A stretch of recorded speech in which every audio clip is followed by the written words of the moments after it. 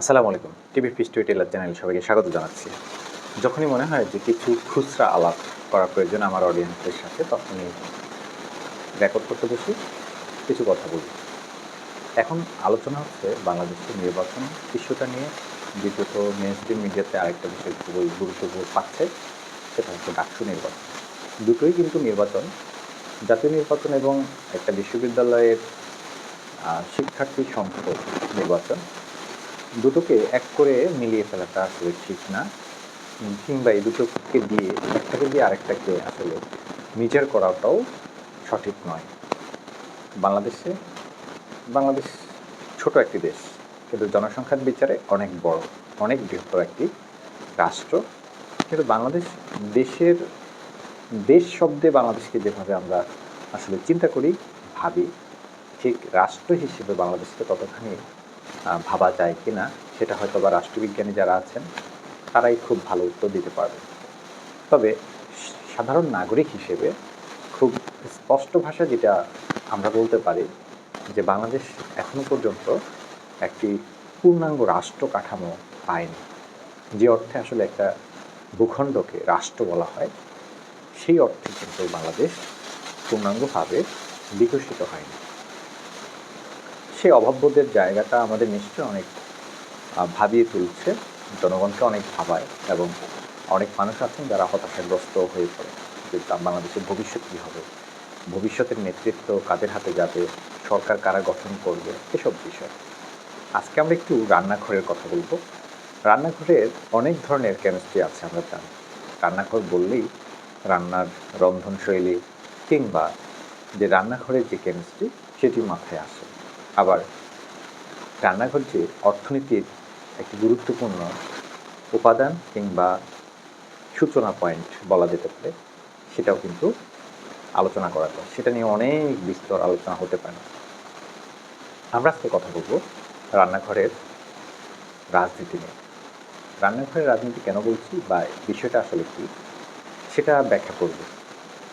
তার আগে আমরা একটু রাজনৈতিক দল এবং সরকার, এই বিষয়গুলোকে একটু আবারও আলোচনা করি, কিংবা আপনাদের জন্য সুবিধা হয় যাতে, যে রাজনৈতিক দলগুলোকে আমরা কী হিসেবে চিনি বা তারা আসলে কী।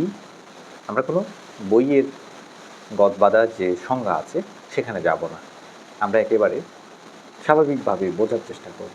যেমনটা আমরা বাইরে থেকে অবজারভেশন করি, কিংবা একটা রাজনৈতিক দলের নাম যখন আমরা শুনি, তখন তাকে আমি যেমনটা ভাবতে শুরু করি, সে জায়গা থেকে আমরা এই কথাগুলো একটু মিলিয়ে নেওয়ার চেষ্টা করব। রাজনৈতিক দল এমন একটি সংগঠন কিংবা এমন একটি প্ল্যাটফর্ম যেখানে হওয়ার কথা, যেখানে জনগণের সেবায় নানান কাজ হওয়ার কথা। অর্থাৎ কোনো একটা স্বেচ্ছাসেবী সংগঠন যদি কোনো একটা নির্দিষ্ট কাজের জন্য হয়, যেমন ব্লাড ডোনেশন অর্গানাইজেশন আছে, রক্তদান তাদের একমাত্র কাজ।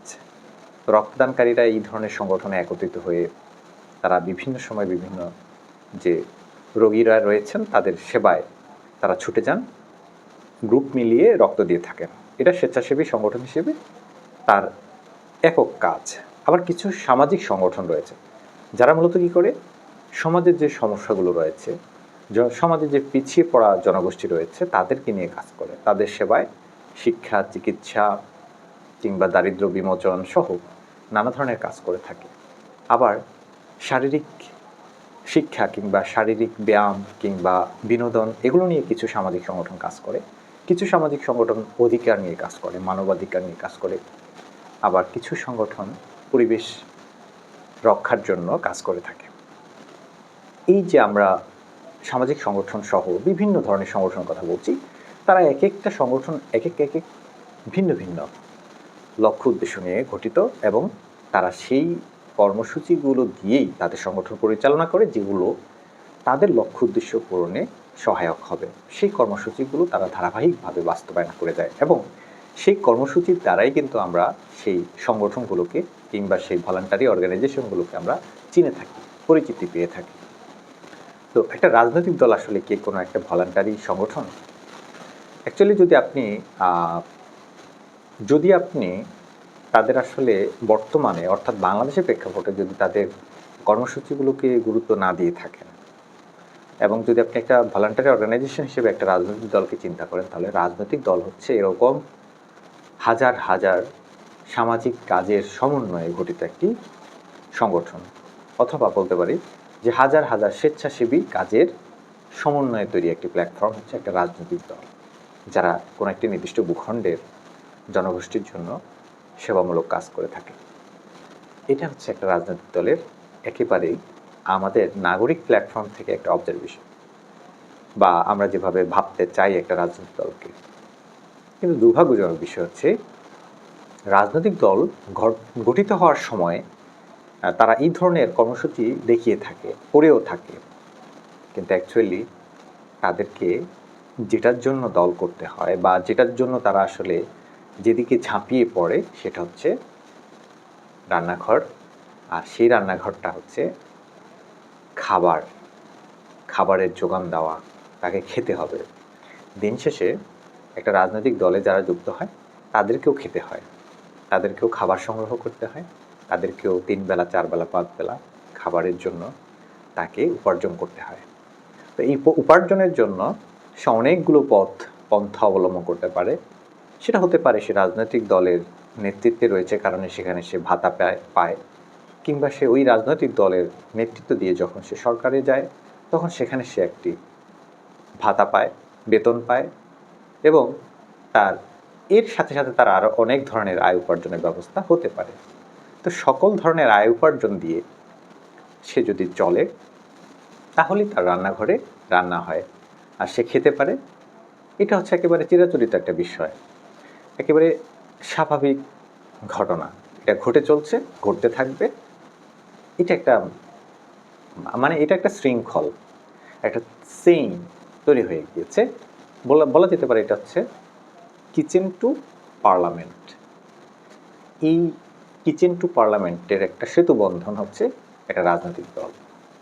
এটাকে যখন আমরা রাজনৈতিক দলের সাথে মেলাচ্ছি তখন আমরা এইভাবে ব্যাখ্যা করছি। হতে পারে সেটা যদি আমরা অন্য কোনো বিষয়ের সাথে মেলাই, সেটা যদি আমরা কোনো প্রশাসনের কোনো একটা দিকের সাথে, কিংবা আমরা যদি বাংলাদেশে আরও অনেক ধরনের অর্গান আছে, সেটা ব্যবসায়ীদের সাথে যদি আমরা মিলাই, তাহলে সেটা সেতুবন্ধন আমরা খুঁজে পাব। উদ্দেশ্য একটাই, সেটা হচ্ছে উপার্জন করা, খাদ্য সরবরাহ করা, বেঁচে থাকা, পরিবার গঠন করা, পরিবারের চাহিদা অভাব উপযোগ পূরণ করা, এগুলোই। তো এখন আমাদের গ্যাপটা কোন জায়গায়? মানে আমাদের এখানে আসলে রান্নাঘর থেকে পার্লামেন্ট, এখানে যে উদ্দেশ্য, সে উদ্দেশ্যের সাথে আমাদের বাধা বিপত্তির জায়গা কোথায়?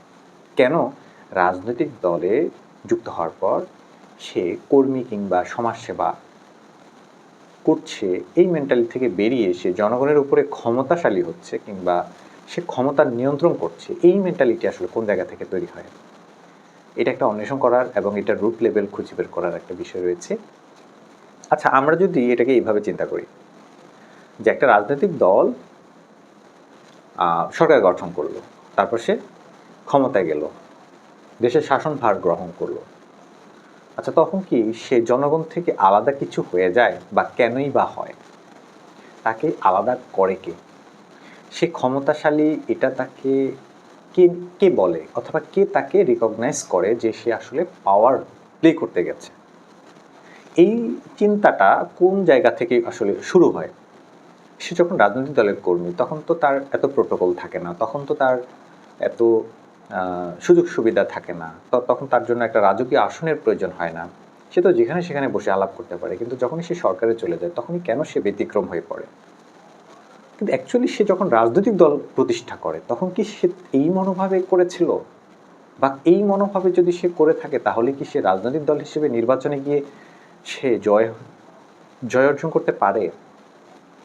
আচ্ছা, জনগণ কি এটা বোঝে কিনা, এটা একটা বিষয়। যে জনগণ, রাজনৈতিক দল জনগণের মধ্য থেকে হয়, জনগণের জন্য হয়, জনগণের সেবায় কাজ করে, হাজার হাজার স্বেচ্ছাসেবী কাজ করবে বলে সে একটি বৃহৎ দল গঠন করে, একটা অর্গানাইজেশন তৈরি করে। কিন্তু ক্ষমতায় যাওয়ার পর তার যে পাওয়ার অ্যাপ্লাই করার বিষয় আসে, সেটা কেন জনগণের থেকে আলাদা হয়ে তাকে করতে হয়? কেন তার দূরত্বটা বেড়ে যায়? এটা করে কি? এই যে পৃথক করা, এই যে ক্লাসিফিকেশন করা, এটা আসলে শুরুটা কে করে আর কে করছে? এটার একটা সহজ উত্তর আছে, সেটা হচ্ছে ওই যে মানুষগুলো দ্বারা অথবা সেই রাজনৈতিক দলগুলোর ব্যক্তি দ্বারাই কিন্তু রাষ্ট্র একটি সংবিধান তৈরি করেছে। রাষ্ট্র কিভাবে চলবে, রাষ্ট্রের নিজস্ব তো কোনো হাত পা নেই। রাষ্ট্র তো রান্নাঘর না, রাষ্ট্র তো কারো খাদ্যের যোগান দিতে পারে না। কিন্তু এটাকে যদি আপনি ওই অর্থে ডিফাইন করেন যে হ্যাঁ রাষ্ট্র মানুষের খাবারের যোগান দেয়, তখনই আপনাকে একটার পর একটা আপনাকে ভুল সিদ্ধান্ত এবং ভুল নলেজ বেসড একটা সোসাইটি তৈরি করবে। কিভাবে হবে? তখন একজন প্রধানমন্ত্রী যখন প্রধানমন্ত্রী হয়, সে আসলে প্রধানমন্ত্রী হয়ে কি করে? সে তার যোগ্যতা সামর্থ্য অনুযায়ী সে ভলান্টারি কাজ করবে, এবং ভলান্টারি কাজটা যেহেতু তাকে সার্বক্ষণিক করতে হয়, সে কারণে সে বেতন ভাতা নেবে, ভালো কথা। এর বাইরে সে কেন বাড়তি সুযোগ পাবে? এখানে তখন জবাবদিহিতার কথা আসে যে জনগণের কাছে তাকে জবাবদিহি করতে হবে, সংবিধান তাকে এইভাবে তাকে স্থান দিয়েছে কিংবা তাকে এইভাবে পাওয়ার দিয়েছে। কিন্তু আসলে কি সেটা প্র্যাকটিস হয়? এটা শুধু বাংলাদেশ না, এটা পৃথিবীর কোথাও হয় না। যদি যুক্তরাষ্ট্রের কথা চিন্তা করেন, নির্বাচনে জিতছে সে কিভাবে? জনগণের ভোটে। এখন জনগণ ভোট দেওয়ার পর সে আলাদা হয়ে গেল, সে তার ইচ্ছা মতো নিয়ম নীতি তৈরি করতে পারবে। এটা কেমন কথা? তার মানে এখানে যে ব্যবস্থাটা আমরা তৈরি করেছি রাজনৈতিক দলগুলোর দ্বারা বা রাজনৈতিক দলগুলোর জন্য, কারা তৈরি করেছি? আমরাই তো সেই দলের মধ্যে ঢুকছি।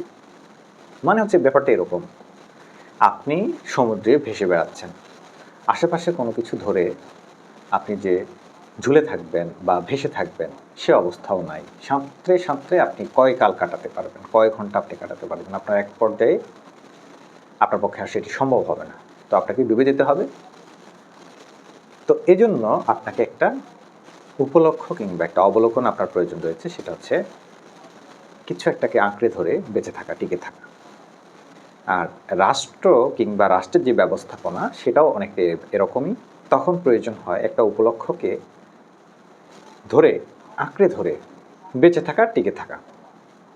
আর রাজনৈতিক দলগুলোর গঠন করা হয় এইভাবে যে মানুষকে এই প্ল্যাটফর্মগুলোকে ধরে টিকে থাকা বা আঁকড়ে থাকার জন্য তৈরি করা। আর যখন মানুষ রাজনৈতিক দলকে ধরে আঁকড়ে থাকার চেষ্টা করবে কিংবা টিকে থাকার চেষ্টা করবে, তখনই মানুষের মধ্যে এই রাজনীতির প্রয়োজনীয়তাটা ধীরে ধীরে ধীরে ধীরে উপলব্ধ হবে।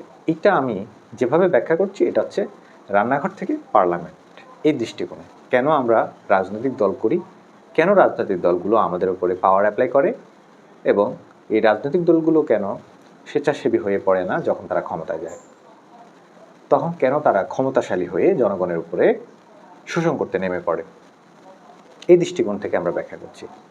আমরা চাইলে এটাকে অন্যভাবেও ব্যাখ্যা করতে পারি। আমরা চাইলে রাজনৈতিক দলগুলোকে অন্যভাবে ব্যাখ্যা করতে পারি, যেমন নাকি দেশের যে শাসন বিচার ব্যবস্থা সেগুলোকে পরিচালনার জন্য দায়িত্বে নেওয়া, হ্যাঁ, সেই হিসেবেও আমরা ব্যাখ্যা করতে পারি। কিন্তু আসলে মূল যেটা আমরা সেটা ধরতে চাই, আমরা ধরতে চাই যে আসলে সে তার ফোকাসটা কি। এক নাম্বার ফোকাস হচ্ছে তো সে খেয়ে পরে বাঁচতে হবে। খেয়ে পরে বেঁচে থাকার জন্য তাকে একটা কর্মে আসতে হবে। আর সেই কর্মটাকে যেহেতু সে রাজনৈতিক দলে গিয়ে সেটাকে নেতৃত্ব দিয়ে জনসেবা করার জন্য সে অভিপ্রায় ব্যক্ত করেছে কিংবা সে লক্ষ্য নির্ধারণ করেছে, কাজেই তাকে তো সে অর্গানাইজেশনকে সময় দিতে হবে। একটা পর্যায়ে সে যদি ফুল টাইম সেখানে সময় দেয়, তাহলে তো তাকে উপার্জন করতে হবে সেখান থেকে, কিংবা সেখান থেকে সে ভাতা বেতন এগুলো সরবরাহ করতে হবে। তো সে যে রুজি কামাইয়ের ব্যবস্থা করছে যে প্ল্যাটফর্ম থেকে, অর্গানাইজেশন থেকে, সেটা কি তার ফুল টাইম নাকি সেটা তার পার্ট টাইম? একটা রাজনৈতিক দলের কর্মীর যদি দল করাটাই ফুল টাইম হয়, তাহলে সে সেখান থেকে নিশ্চয়ই বেতন ভাতা নেবে। আর সে সেখান থেকে বেতন ভাতা নিচ্ছে, তার মানে এই নয় যে সে যা ইচ্ছে তাই করতে পারবে। আর আমাদের ক্ষমতার দ্বন্দ্ব হচ্ছে এই জায়গায় যে আমরা যখন কাউকে নির্বাচিত করে সংসদে পাঠাই, তখন সে আর তখন নিজেকে একটা রাজনৈতিক দলের কিংবা একটা বৃহত্তর স্বেচ্ছাসেবী সংগঠনের নেতা ভাবে না। সে ভাবে ক্ষমতা, সে ক্ষমতার জায়গায় আছে, সে হচ্ছে রুলার, সে শাসক, জনগণকে সে শাসকের চোখে দেখে। কিন্তু কি এমন হয়ে যায় যে সে যখন একটা স্থান পায়, একটা গদি পায়, একটা আসন পায়, তখন তাকে শাসনকর্তা হয়ে নিজেকে উপস্থাপন করতে হবে। তার আলাদা গাড়ি লাগবে, গাড়ি বহর লাগবে, প্রোটোকল লাগবে, আবাসন লাগবে। এই যে যত কিছুর কথা আমরা দেখছি বা বলছি, এই সব কিছু তার তখন প্রয়োজন হয়ে পড়ে। এটাই হচ্ছে আমাদের ক্ষমতার সাথে সাধারণ জনগণের দ্বন্দ্ব, এবং এটাই হচ্ছে আমাদের রান্নাঘরের রাজনীতি থেকে পার্লামেন্টের রাজনীতি। আর এই সমস্যাটা শুধু সমস্যা না, এটা একটা মহাসংকট তৈরি করছে। দিন যত যাচ্ছে পৃথিবী তত বেশি এই মহাসংকটের দিকে ঘনীভূত হচ্ছে। আর এটা বাংলাদেশে যেমনটা, ঠিক তেমনিভাবে পুরো বিশ্বের প্রতিটি রাষ্ট্র কেন এই সিস্টেম থেকে বেরিয়ে আসতে পারে না? কারণ এটার একটাই উত্তর, সেটা হচ্ছে জনগণ রাষ্ট্র কাঠামো বোঝে না। জনগণ যখন এই রাষ্ট্র কাঠামোটা বুঝে যাবে, তখনই এই রাষ্ট্র কাঠামোটা ভেঙে পড়বে। যে পদ্ধতির রাষ্ট্রের কথা আমরা বলছি, সেটা তখন আর রাষ্ট্র থাকবে না, সেটা তখন দেশ হয়ে পড়বে। আর আমরা যেটাকে রাষ্ট্র বলে এখনো বিবেচনা করছি, সেটা আসলে ঠুনকো রাষ্ট্র। কেননা সেটা থেকে যখন এই সংকট দূর হচ্ছে না, তখনই বোঝা যায় যে এটা অ্যাকচুয়ালি রাষ্ট্র হয়ে উঠতে পারেনি, বরং দেশ হয়ে আছে। যখন যে আসছে, সে তার মতো করে শোষণ করছে, শাসন করছে, দুর্ভোগ পোহাতে হচ্ছে সাধারণ মানুষকে, যারা আসলে এই রাষ্ট্রের ফাঁকফোকর বলতে তারা আসলে কিছুই বোঝে না। রাষ্ট্র এমন একটা পর্যায়ে সব কিছুকে নিয়ে গিয়েছে, বা ওই রাষ্ট্র বলতে আসলে এখানে ওই রাজনৈতিক দল বা রাজনৈতিক দলের যারা নেতা, যারা শাসন কার্য পরিচালনা করে, যারা শাসক হয়, তাদেরকেই বোঝাচ্ছি রাষ্ট্র হিসেবে। তারা এমন একটা পর্যায়ে দেশকে নিয়ে গিয়েছে যেখানে প্রত্যেকটা গভর্নমেন্ট বা সরকারের প্রত্যেকটা দপ্তর এক একটা রাঘব বোয়ালের মতো পরিণত হয়েছে, দৈত্য দানবাকার ধারণ করেছে।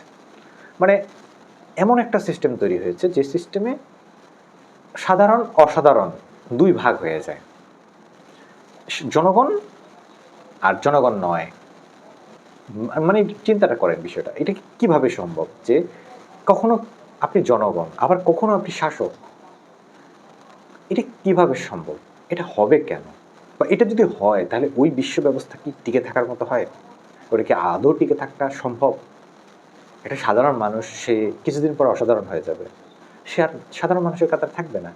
সে তার ইচ্ছে মতো যা ইচ্ছা তাই করতে পারবে, তার অনেক ক্ষমতা থাকবে, তার পেছনে অনেক গ্যাং থাকবে, তার পেছনে অনেক টিম থাকবে কাজ করার জন্য, সে তখন সর্বেসর্বা হয়ে যাবে সব কিছুতে। এরকমটা হয় কেন? আমরা একেবারেই সাধারণ মানুষ যারা, আমরা এই সমস্যাটাকে যদি ফাইন্ড আউট করতে পারি এবং এটা যদি বুঝতে পারি, তখন কিন্তু আমরা পারবো তখন এই সংকটকে মোকাবেলা করতে। নতুবা এই যে আমরা যে সংস্কারের কথা বলছি না, এই যে আমরা যে সমস্যার কথা বলছি না, আমাদের জাতীয় সংস্কারের যে ইস্যুগুলো নিয়ে কথা বলছি না, এগুলো কখনোই সমস্যার সমাধান করবে না যতক্ষণ আমরা রুট লেভেলে গিয়ে এই পলিটিক্যাল অর্গানাইজেশনগুলোর কার্যকারণ আমরা খুঁজে না পাবো, এবং গভর্নমেন্টের সাথে জনগণের দূরত্ব, জবাবদিহিতা, এইগুলোর আমরা সদুত্তর যতক্ষণ না পাবো, এবং সংবিধান আসলে কি করে বা তার কি করতে চাওয়া উচিত, কি করা উচিত, সেটা যদি আমরা সঠিকভাবে না জানতে পারি, তাহলে কখনোই এই রাষ্ট্রের মধ্য থেকে সেই ক্লাসিফিকেশন দূর হবে না। এই রাষ্ট্র এখনও আপনি আপনার ভোটটাকে গুরুত্ব দেয়, কিন্তু ততক্ষণ আপনার ভোটটা গুরুত্বপূর্ণ যতক্ষণ আপনি কিচ্ছু বোঝেন না, আপনি রাষ্ট্রের যে গোপনীয়তা আছে সেটা আপনি জানেন না, ততক্ষণ পর্যন্ত আপনি গুরুত্বপূর্ণ। আর যখনই আপনি এই রাষ্ট্রের গোপনীয়তাগুলো জেনে যাবেন, রাষ্ট্র কাঠামোর যে ভঙ্গুর দশা, যে ভেতরে যে একটা কি বলে, ভেতরে যে একটা মাকাল ফলের মতো অবস্থা হয়ে আছে, সেটা যতক্ষণ আপনি না বুঝবেন ততক্ষণ পর্যন্ত এই রাষ্ট্র কোনো সমস্যা না। আর যখনই বুঝবেন, তখনই এই রাষ্ট্রটা হয়ে পড়বে মহাসংকট, মহা একটা আযাব। তো কাজেই আমরা যারা এগুলো নিয়ে কথা বলি, চিন্তা করি বা ভাবি, আমাদের এই বিষয়গুলো জানা উচিত যে এগুলো কোথা থেকে তৈরি হয়, কেন তৈরি হয়, কারা তৈরি করে, কী জন্য তৈরি করে, এগুলোর প্রয়োগের ফল কি, ভবিষ্যৎ কি, পূর্বে কী ছিল, বর্তমানে কী আছে, আগামীতে কী থাকবে, এগুলো আমাদেরকে খুঁজে পেতে হবে। আজকে পর্যন্তই, ভালো থাকবেন, আল্লাহ হাফেজ।